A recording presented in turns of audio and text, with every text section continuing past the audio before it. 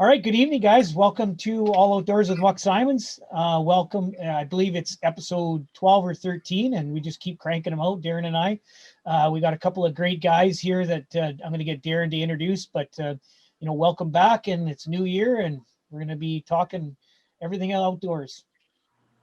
Sounds good. Good evening, everybody. We've got some kind of I would say long-term contacts that I've had in the outdoors. A couple guys that I've known for quite a long time. Brad Mills from Darren, Manitoba. Brad is a phys ed teacher. I was kind of in the same area when I first started my career. Crossed some paths in the baseball world a few times over the years. And I would say that Brad is what I like to consider this show to be is kind of an everyday working class guy. Regular day job, but these guys have extensive traveled and hunting experience. So we'd like to welcome Brad to the show. And we have Jeff Schlachter. Jeff is he's part of an ownership group with some implement dealer up in Wadena, Saskatchewan. You might know Jeff from some of the publications he's been on, written for. Jeff is well-traveled, has an extensive background in all sorts of different species. We're going to let him talk a little bit about some of the things he's done. But out of tonight's Zoom or tonight's interview, these guys what I consider to be working class, hardworking guys, and they find opportunity to go out. If you look at right behind these guys in the background, you can see some of the species they've captured, and it's just going to be kind of a fun interview tonight. Getting some stories from them, some maybe their best hunts or their challenging hunts. We just like to welcome both these guys to the scene tonight, and we'll start off with Brad a little bit. Brad, you want to give us some of your background, just on who you are and the things, what your everyday job is, and just kind of get an introduction into the show here. Yeah, for sure. Yeah, I'm just born and raised in southwestern Manitoba in Darren, and became a school teacher. Went up north for a few years, and then finally come back home. And yeah, very avid hunter and love the outdoors. Phys ed teacher by trade, and run an outfitting business as well for the last 24 years or so around Darren area, and like to hunt all over the world. What species do you outfit for in the south there? Waterfowl, birds. Yeah. Okay, cool. And Jeff, can you tell us a little bit about your background and some of the things you're involved with? Well, I guess I've hunted since I was a kid and always loved it. My dad is a big hunter. We still hunt together, and but yeah, I've traveled all over the world. I'm a partner in a farm equipment dealership, Wheat Belt Sales in Wadena. And also I write for many of the magazines published today. I've written, hundreds and hundreds of articles in numerous magazines. Big buck, I guess I've written in every issue for the last probably 15 years. And yeah, I enjoy that as a pastime, but it always seems to open a few doors into the hunting world and get me out there a little bit more. Of course, it's never enough, but when you work for a living, you make the most of it. Yeah. So Jeff, I know that when we were talking in the summertime when I was up there, your dad he had an outfitting business, or he was a guide at one point? No, we have a family store in Canmore, Alberta, but it's just we just guide for fishing tours. Okay. Fishing tours. River. Yeah. Okay. Yeah. Cool. So we do fly fishing trips. I did that for years too, and loved it. But yeah, this has been a lot better here. Saskatchewan, obviously, the hunting here is world class, and opportunities we have here is great. But of course, being able to travel, do things off the grid is what I love. So never enough. Right on. I guess we'll just jump right into it, Brad. Let's talk North America, and let's talk maybe, what's your favorite species you've accomplished, maybe you've been after that maybe you weren't successful for. Let's go North America first and give us, some background and maybe the toughest species you've ever been after, or maybe one of those successful hunts in North America. Yeah, sounds good. I think my favorite hunt in North America is archery elk, and I'm very lucky I get to do that within minutes of my back door. That's my favorite hunt, I would say. I think one of my most challenging hunts I've done was mountain lion in BC. It was crazy intense and just really, really physical. We're 40 clicks up the mountain and had to go a long way to get it, and shot it with a bow. And it was, it was my first hunt with dogs, but it was great. That's probably one of my toughest ones, but my favorite definitely is archery elk hunt for sure. How big was the cat? I was about 180 pounds. I can't remember the skull. It's right beside me here. I can't remember the official skull measurement, but it was a nice Tom, and got it on the second day, and basically got lucky. Usually got to go 2 or 3 times to get a big one like that, but I got lucky the first time. I got a good friend that did a cat hunt, and he said that he put the way the GPS on the dog were, it said that the dogs were about 1.5 miles away, but he swears he did 100 miles just to get to that 1.5 miles. He said it was just the most grueling thing ever. Yeah, my experience was the same, and it was just like really rocky and hilly, and I could hear the dogs, and I said, "Oh, right on, it's right over that hill." Yeah. Then the guy said, "No, we got 2 more mountains to go over," and it was brutal. And I'm not going to lie to you, I was glad when it was all over. So do they cut the track in the morning, and then put the dogs on them, or how do they do it out there in BC? Yeah, they do that, but it was really cold when I was there. It's minus 32, which was very, very rare for southern BC.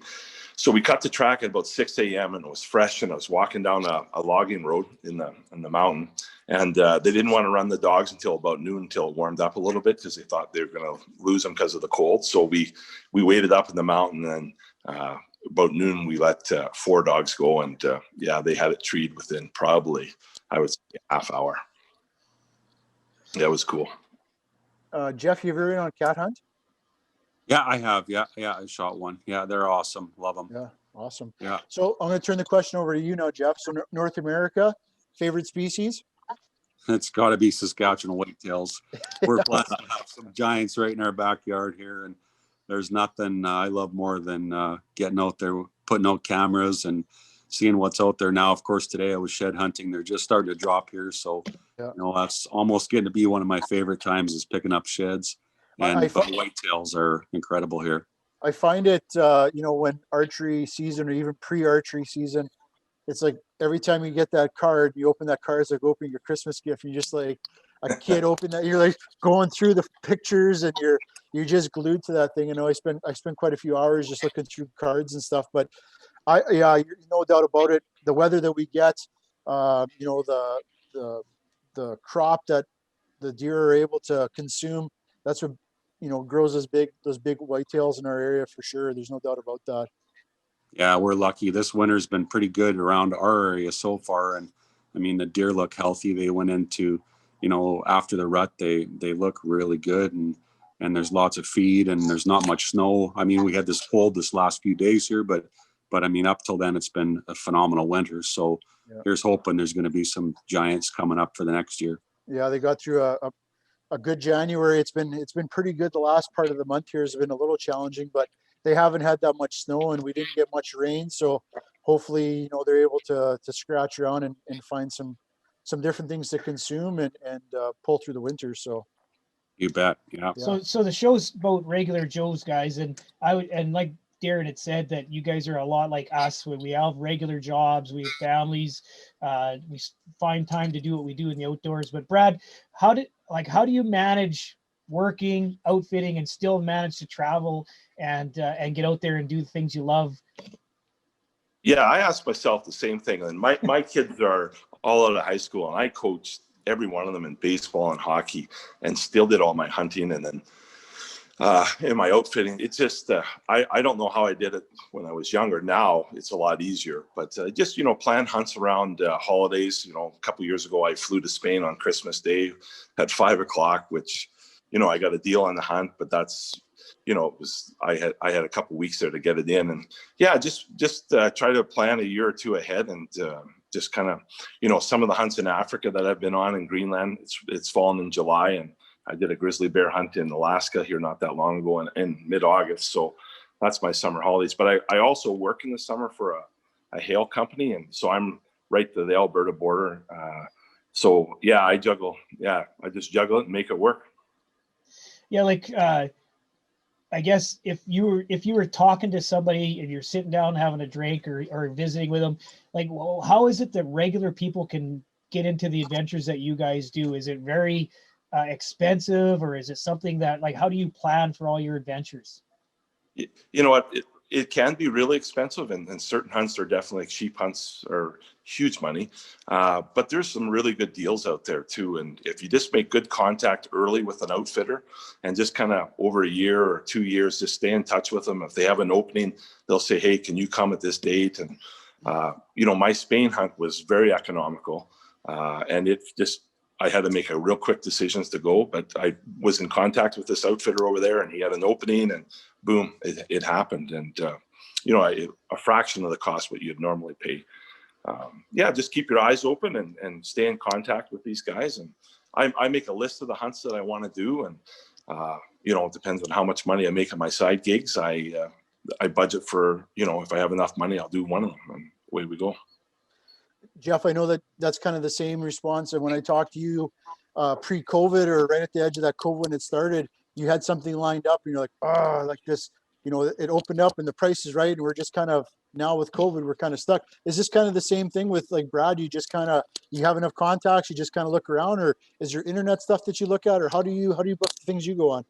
Well, I mean, yeah, I've made lots of contacts over the years going to all the hunting shows in the States like Vegas and stuff like that. So I've made lots of contacts for international hunts. Of course, it just depends. For me, my business, I'm hooped to take off time like April, May, August, September. So it makes it a little trickier. Thankfully, I have done like the Dall sheep hunts and that kind of stuff that take up that time where I can't get away now anymore, just too busy with work. So I tend to lean towards, later fall hunts, winter hunts. So international hunts, of course, appeal more to me now.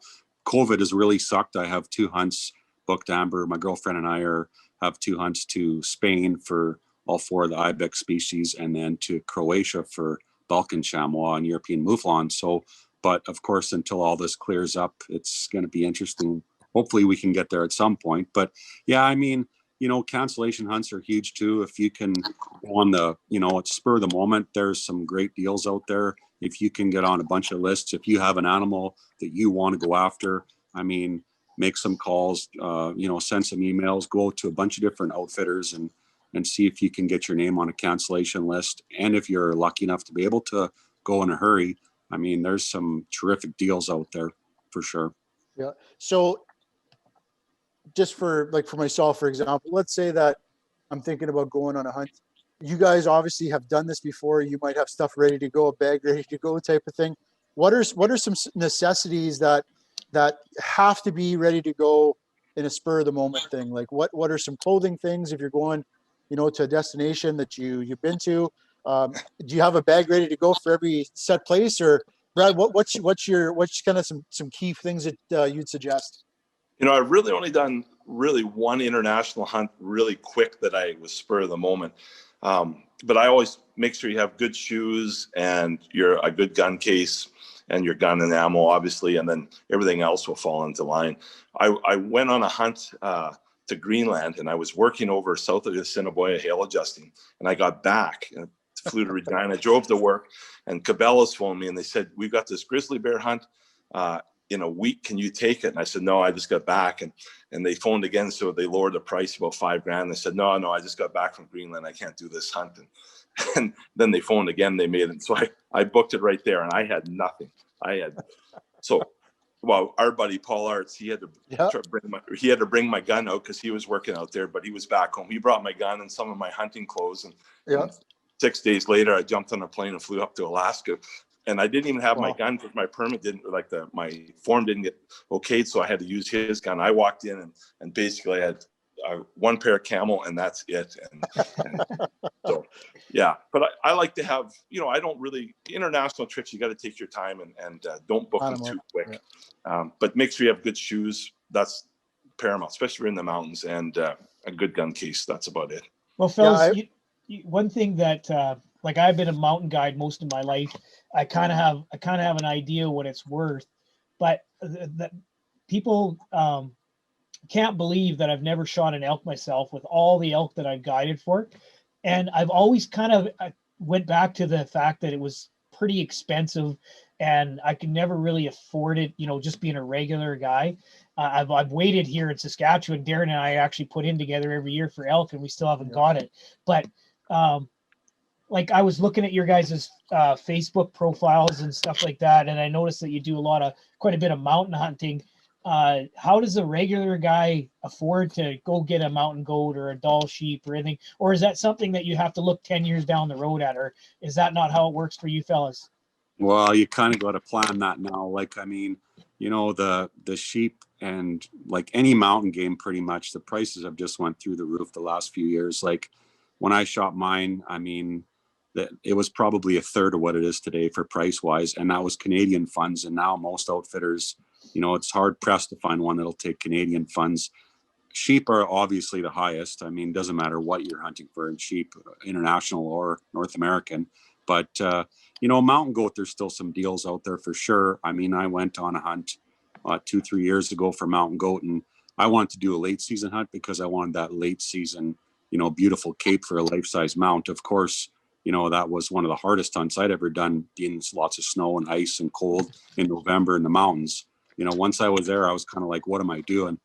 But anyway, it's so there is some deals, but yeah, it's gotten so expensive. I mean, honestly, I was, real close to closing in on my North American 29, and the last, some of the animals are just getting out of hand right now. I'm just going to switch gears and focus into some, international, more stuff like Capra and Ovis species and do that because there's more deals to be had.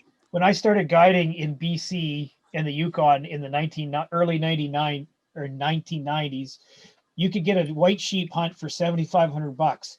And Yeah. the outfitter that I worked for, he was a stone sheep outfitter, and I think they were going for 15,000 at the time. And I think the last time I checked, they're upwards of 40 or 50,000 now for a good stone sheep. And a white sheep, I think, is 20. A little more even. Is Yeah. it? Yeah. Yeah. Crazy. Most white sheep, they're like 30 plus now. Stone's 50 plus, and they hardly will take Canadian money. Hey, Brad? Yeah. I had an offer last August to go to the territories for a sheep, and it was Canadian prices, but it was almost 25,000. It was just kind of a COVID special, and I wanted to go in the worst way, but my banker didn't want me to go. Yeah. So you guys with COVID, it's like bear hunters around this area, like they're thinking that with COVID and the numbers and stuff like that, you think COVID's going to help with the species and there are going to be some bigger animals out there? How, and maybe you're feeling towards, some of the outfitters you guys work with, or some of these guys even going to be around with COVID after the after fact? What's your feeling on the COVID situation when it comes to hunting and outfitting?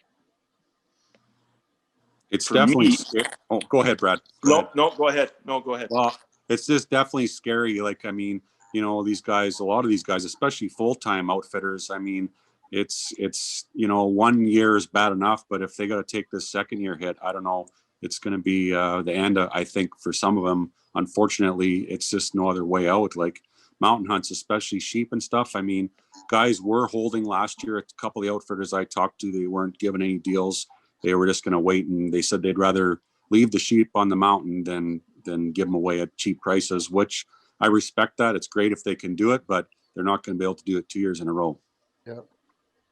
Yeah, I agree. COVID's going to be, for the full-time outfitter, it's going to be really tough for some of them. They still have payments and, they have families to raise. And we all know how much it costs to put food on the table and keep kids busy. But for me as a part-time outfitter, I could go a year or two. It cuts into the money that I make to go on my international hunts too. But it's just a real bad time for outfitters. Well, a buddy of mine that's a bear outfitter said that in Saskatchewan here, if they don't get to do bears again this spring, the fact that they carried over the deposits from last year, if they have to carry them 2 years, there's going to be 3 years basically without an income. And because it'll be the third year when they'll be able to hunt. And I can't see a lot of bear outfitters surviving that, because I think a lot of those deposits were used as operating fees and it's gone. So I don't know how our outfitters here in Saskatchewan and Manitoba are gonna survive if that's the case. I saw an interesting post on Facebook. I'm not sure if you guys saw it or not.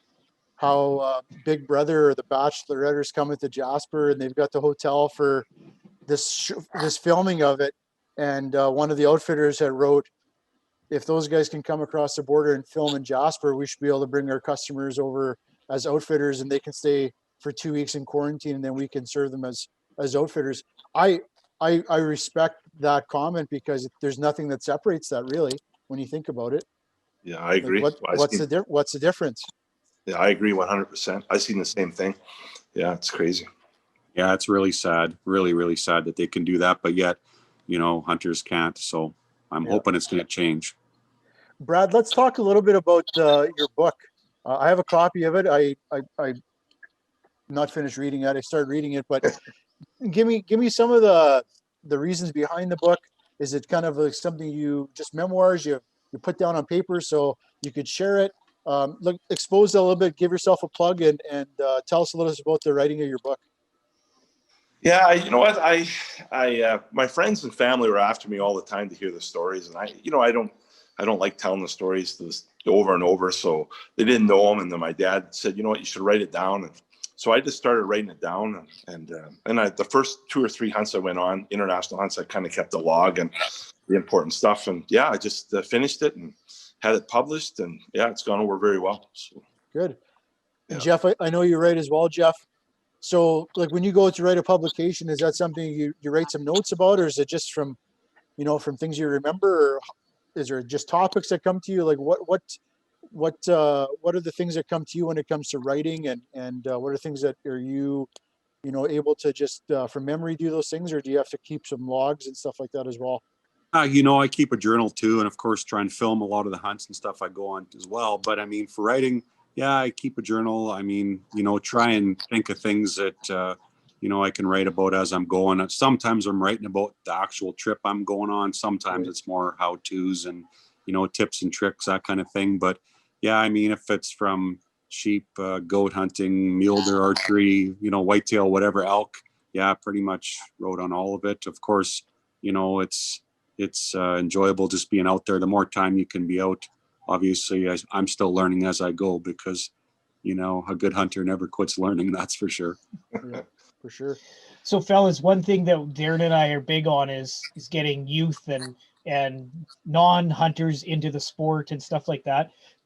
Being that you guys are, a teacher, you guys got your own businesses, stuff like that. What is it about regular people that give back? What do you guys give back to the youth around there, or are you guys into that? Like, I just something that I find regular hunters, not TV personalities, stuff like that, always seem to give back. Are you guys pretty active in your areas for helping other people get into the outdoors? Yeah, I run a program called Kids in the Outdoors, and it's sponsored by Cabela's, and basically we do fishing and we do camping outside. If they submit pictures, we publish their pictures, and their name gets put in for a draw. And I think Darren's kids have won a couple of things, gift cards, and I've done that for 2 years. I'm just over 2,200 entries, and yeah, it's really cool to see the kids out, and they make sure they send me a picture, or they see me at school, they'll run into my office to show me what they did on the weekend or the fish they caught.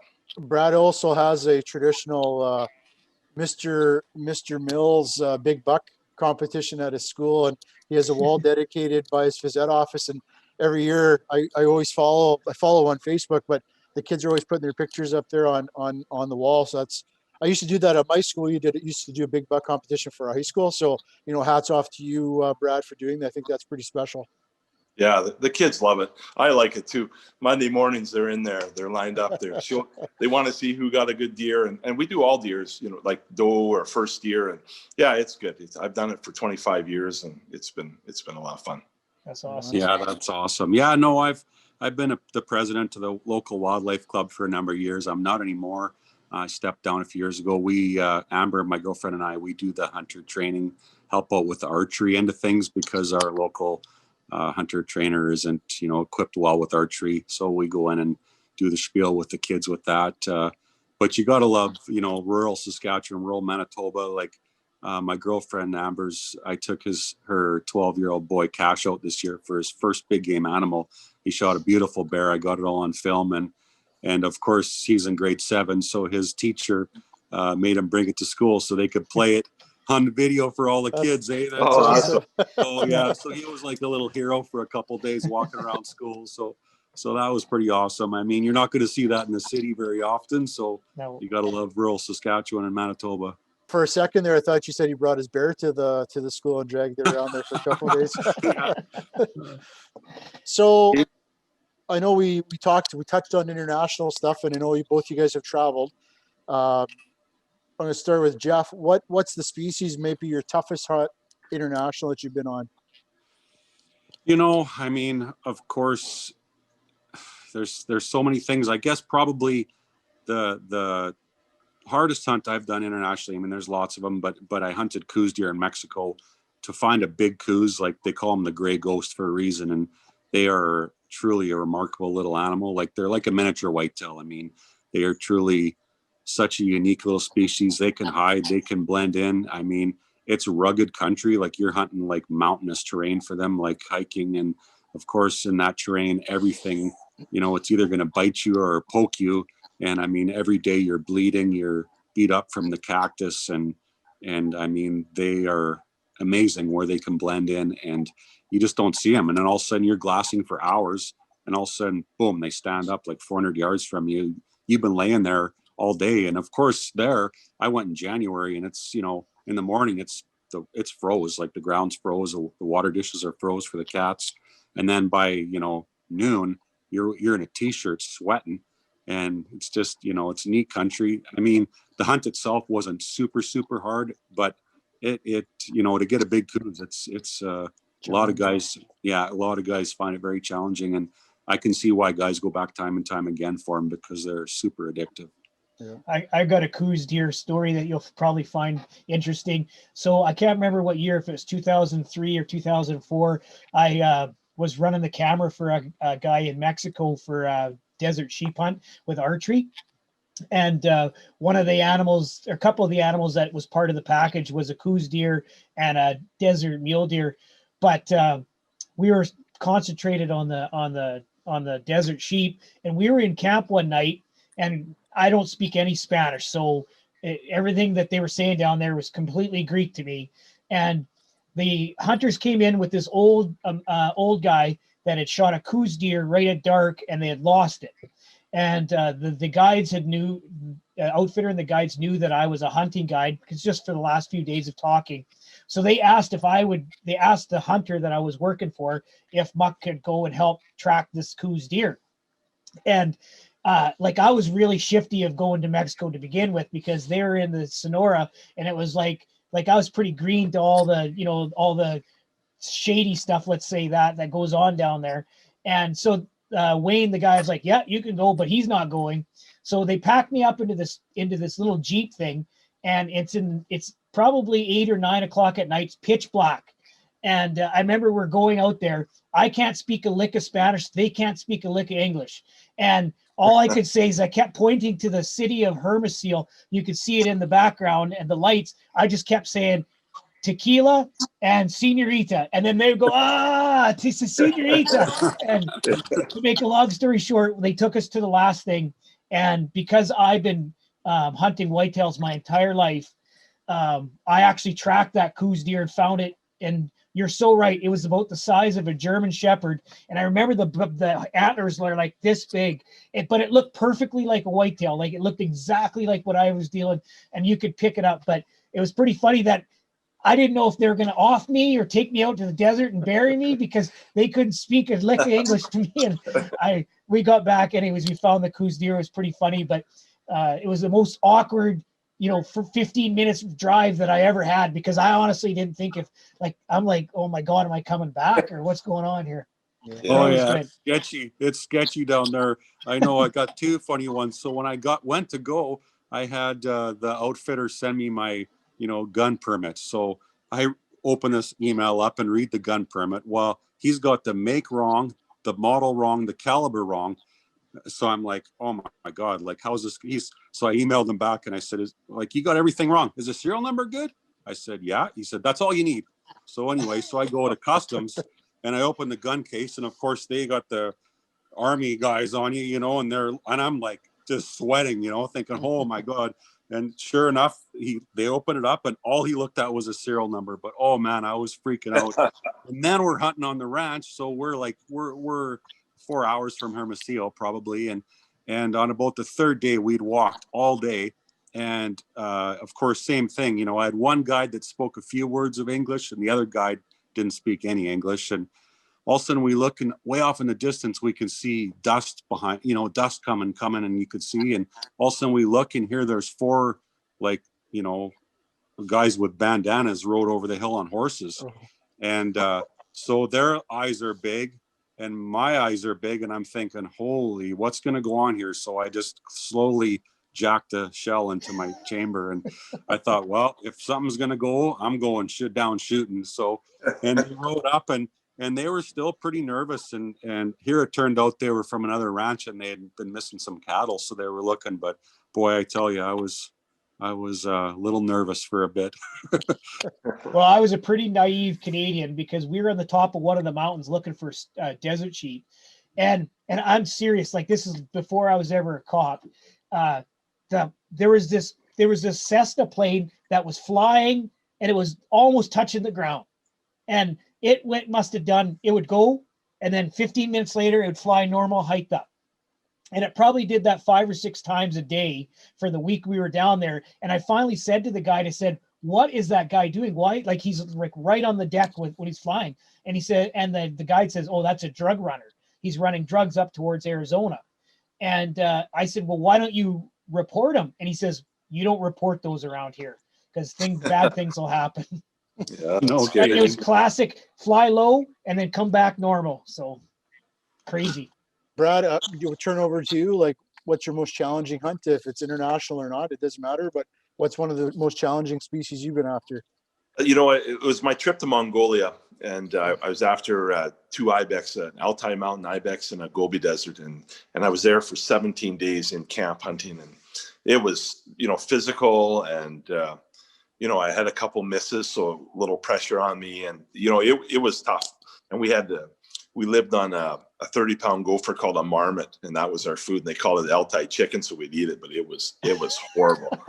So, you know, the first 3 days I couldn't eat a lick, and I was sharing a yurt with a French guy from Switzerland, and he was hunting with another guide, and we'd throw it out the doors, and the dogs wouldn't even eat that stuff. And it was brutal, but that was my toughest hunt. Very physical, especially the Altai mountain. The Gobi Desert wasn't so bad, but the Altai mountain was real tough. And did you get them? Yeah, you betcha. I got one of each. So, Darren, what about you? What was your toughest hunt? Me? Yeah. I haven't been on too many hunts. I'll tell you my most disappointing. When I filmed with Cody a couple of years ago on Lift a Hunt, and we worked our way around. Well, what scared me first is I had known about Sleepy. Cody filled me in on Sleepy the year before he got Sleepy, and he had missed him that fall, or that archery season. So I had come in the middle of the night and to Cody's place, and I woke him up. He was in his underwear. He come to the door and he's like, "Tell me about Sleepy." And I'm like, "What are you talking about?" He showed me the picture. I'm like, "Holy man!" He goes, "Oh, I missed him." He goes, "And by the way," he goes, if he happens to show up, he goes, "You got to film him." I was like, "What?" He goes, "Well, yeah." He goes, "You got to film him. You're with me. You got to run the camera on this hunt." And I was so scared for the 6 days that I hunted that I'd have to film this hunt, because I knew that I'd have my hand in front of the lens or whatever, right? I was so petrified that deer, I wanted to see that deer in the worst way, but I was petrified he was going to show up and I had to film him. But the last, probably the 4th day that I was in a combination spread over a little bit, but I had a pretty good deer pop out on us, and he was off in some pretty good brush, and to get down in that stuff would make too much noise. It was kind of frozen, and we just decided to go for it, and got in after that deer, and all we could see was the tips of its antlers running through this black willows, and we got him down into this clump of trees, and there's 3 deer, this gigantic wide deer that Cody actually got. It made one of the covers on Big Buck. Was a really wide mule deer that he got. A little smaller deer that was still ginormous, and a real small deer that kind of was the little buddy.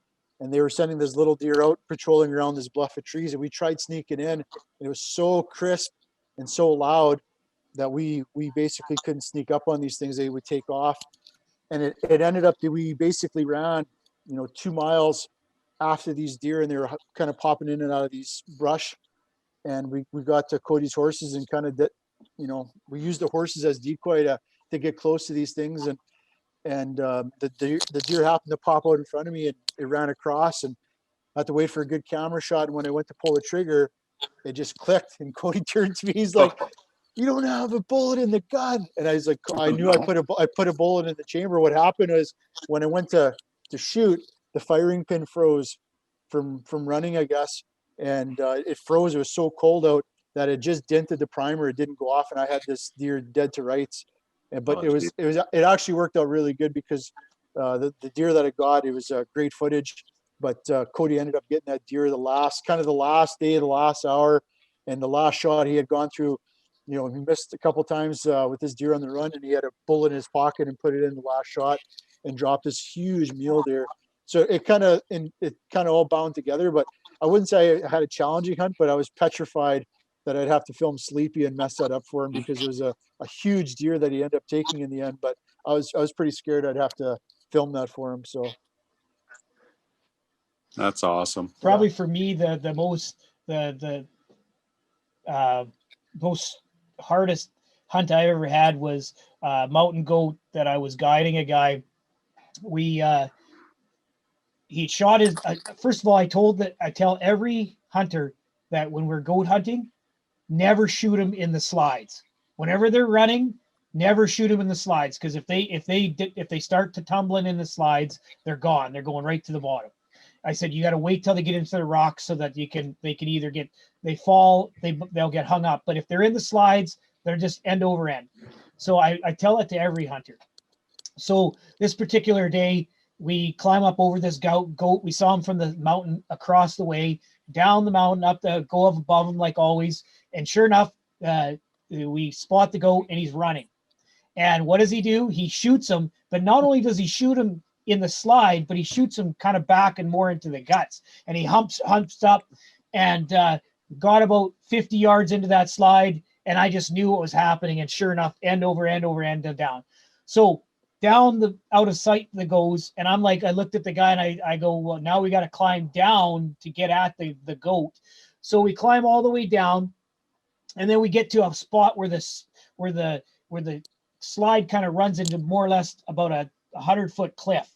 And at the bottom of the cliff is where the goat ended up. And we don't have climbing stuff. We just got our backpacks and whatnot. And at the time, and when I was guiding, I was wearing those green kind of, I don't know what they're, plumber gloves, with the fuzz on them. That's what I was using in the mountains. And so I said to the hunter, I said, you can't come down there. I'll have to scale down there. I'm wearing moccasin rubbers. I don't even have rubber boot or hiking boots on. I just got moccasin rubbers on. And I said, I'll hike down, I'll cape the goat out, I'll take some pictures, and then I'll hike back up. So I said, you have to stay up here. And so he did. And I climbed down there, and I had a big frame backpack, and I climbed down there, and it was the scariest thing I ever did. I caped that goat out. And then when I climbed up, I was like petrified by that point, because the going down wasn't bad, but trying to pick the same route coming up was worse. And when I got up there, the reason it was the hardest was the hunter says, Muck, look at your hands. I looked at my hands, and because I was so scared, I was grabbing the rock so hard with my fingers, I wore all the material off the fingers, and my fingers were bleeding from grabbing on. That's how bad it was. I'll never forget that. So then we had to still have to climb out, and this is where it got bad. We're climbing out with that goat on my back, and a snowstorm comes in. And if you've ever hunted in the mountains, you know that you don't try to climb when you're in the snow. You got to just hunker down. So it was like this super steep, and we found an old tree that was fallen down. So we kind of laid, so we propped our feet up against it, and we just waited out, and it snowed, and then it got dark, and it just kept snowing the whole night.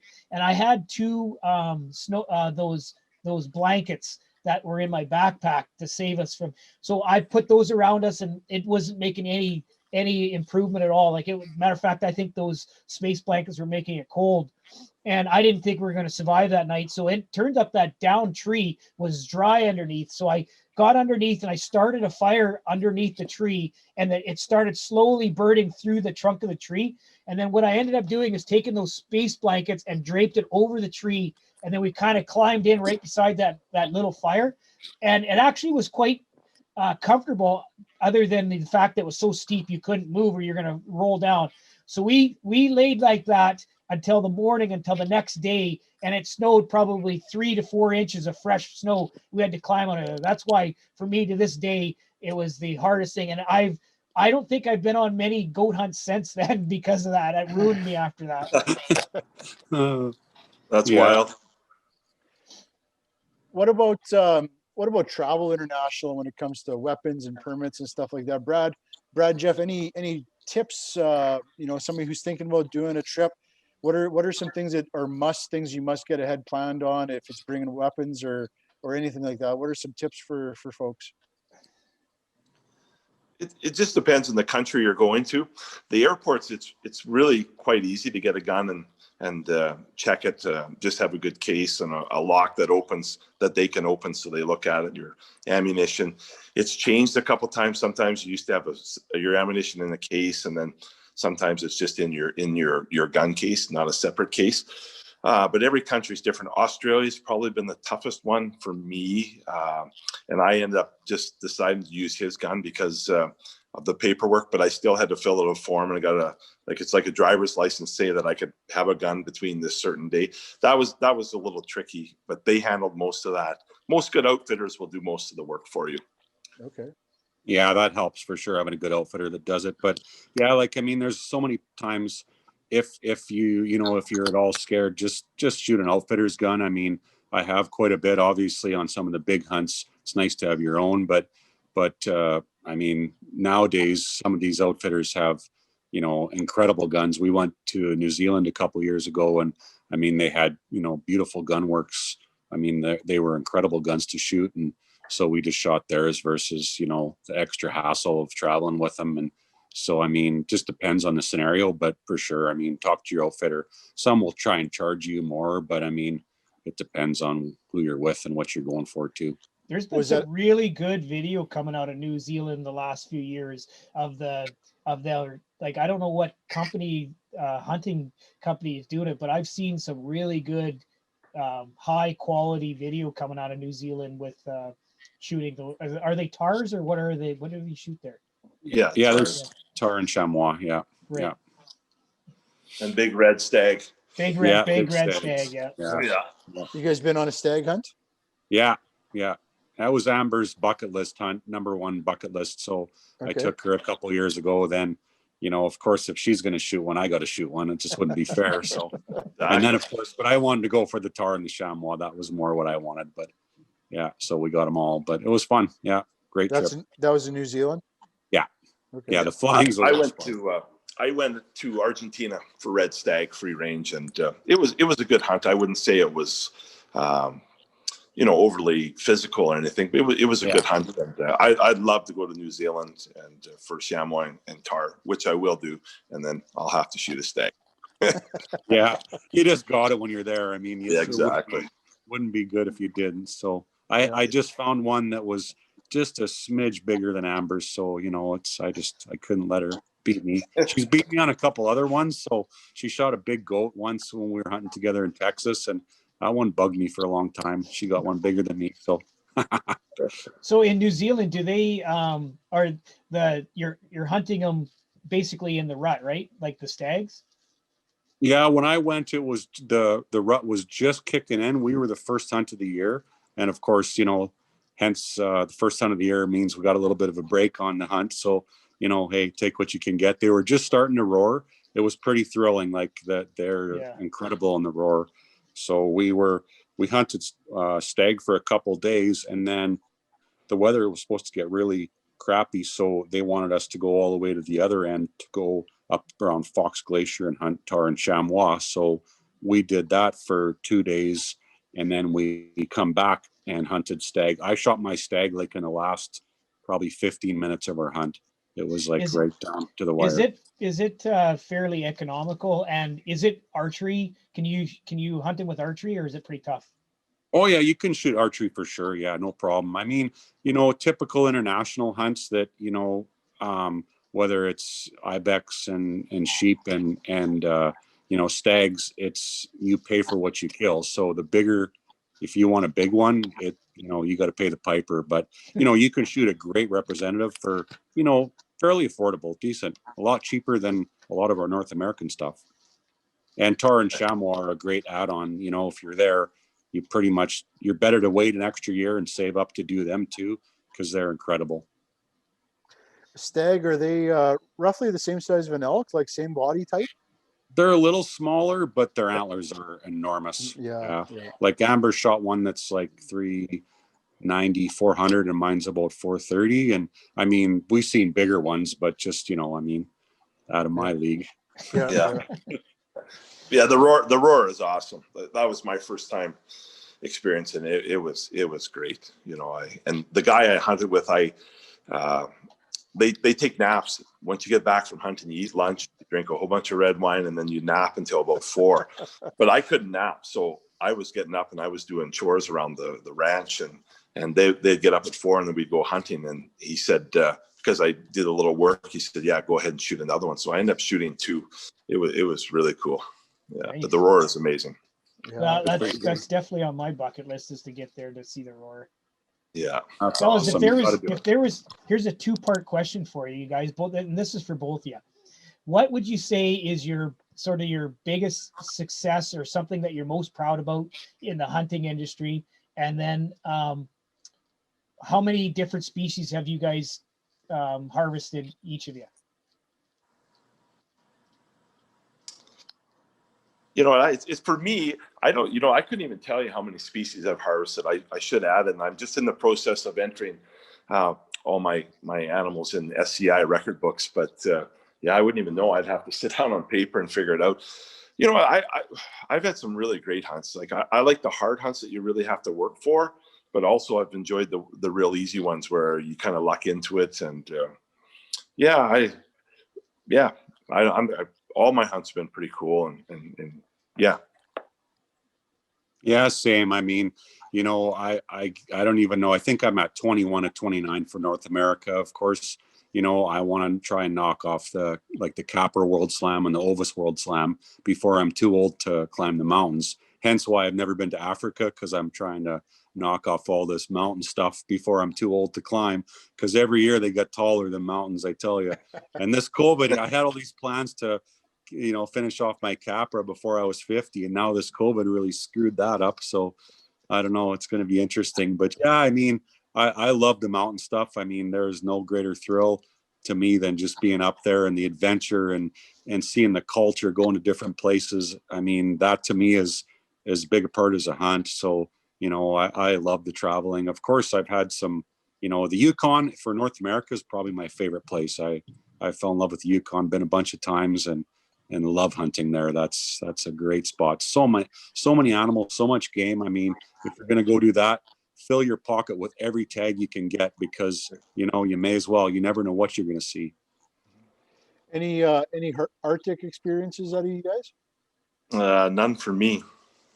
I just did the muskox with me and Cody Robbins went. Okay. And so Cody got to entertain me for a few days. I know what you mean about the camera stuff, because I got to film him shooting his muskox, and it was 50 below, and the bloody, it was quite the day. The wires kept breaking on the wireless mics first. Yeah. So he'd turn around, check, and then I'd be like dead. So I'd be motioning to him, don't shoot, like there's no sound. And then so from that to finally we crawled up on these bloody muskox, and he went to shoot, and same thing, the gun was froze up. So he had to crawl all the way back to the sleds and run the sled to warm up his gun, warm enough so he could work the bolt and get the firing pin to work again. And so that was pretty cool. Yeah. But yeah, that's my only Arctic trip. I wimped out and went to Greenland. It was warm, July. Yeah. Oh, you lucky bugger. That's good. I'd love to do that one too. Would. Yeah, it's crazy good. That's a muskox hunt, Brad? Yeah, in Greenland. It was. Yeah. You have to fly right by Greenland. You got to go to Denmark, and then overnight, and then you fly halfway back to get to Greenland. They own Greenland, but yeah, it was a great hunt. A lot warmer than the Arctic.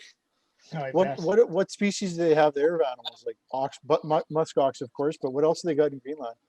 They have they call them reindeer. It's a caribou, but it's not a real big caribou. Like I've seen some of the trophy ones, and and the guy that I hunted with, he does Arctic hunts in the winter, and they hunt white fox and Arctic hare too. Okay. Yeah, it's pretty cool. Cool place. So Brad, if somebody was trying to get a hold of you to get your book, how do they get a hold of you? They can just go on Facebook and Brad Mills under Deloraine and get a hold of me there. Or, yeah. And how much is it? And it's $25. Okay. Yeah. And what's the name of it, Brad? Hunt Crazy. Hunt Crazy. Yeah. Perfect. You bet. Yeah. Right on. Yeah. It's been awesome. It's been good. And Jeff, are you going to write a book on your adventures if you get all 29? I've definitely, talked about it, and I was hoping to do the Grand Slam, Ova Slam, and the Capra Slam, but I don't know if I'm going to live long enough to get that done. So that was when I was planning to write something, but I might do something after the 29 here. We'll see. But I definitely am going to write something before I'm too old. If there's a slam that I'm going to try to get, I'm trying to get my turkey slam. Good for you. That's cool. I've never shot a turkey. Never shot one. Always wanted to, never have. Well, I don't know if you love elk hunting. You would love turkey hunting because they're exactly the same type of hunting. You have to call them. You have to have camouflage, and you can't move, or you have to be sneaky. And they're vocal.